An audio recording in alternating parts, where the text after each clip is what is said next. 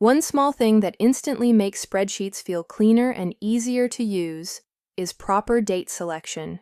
So today I'll show you how to add a date picker in Google Sheets using data validation. First, select the column where you want your dates to appear. Then go to Format, Number, and choose Date. This makes sure the entire column understands the values as actual dates instead of plain text. Then go to Data and open Data Validation. By default, Google Sheets usually selects a very large range automatically, but I'd recommend adjusting it manually, depending on how large your tracker actually needs to be.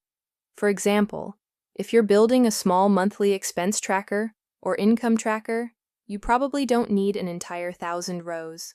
So you can change something like A1 to A1000 into something much cleaner like A2 to A32, especially if you organize each month into separate tabs. Then, under Criteria, choose Is Valid Date.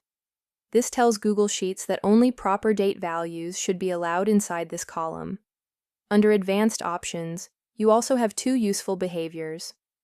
Show Warning will still allow invalid values, but it adds a warning marker to the cell. And Reject Input completely blocks anything that isn't a valid date. So depending on how strict you want your system to be, you can choose whichever works better for you. And now, whenever you click the cell, you'll get a proper calendar date picker automatically, which makes data entry much faster and much cleaner. Small things like this make a huge difference once your spreadsheets become larger and more operational. I use these kinds of structures constantly inside my own business systems.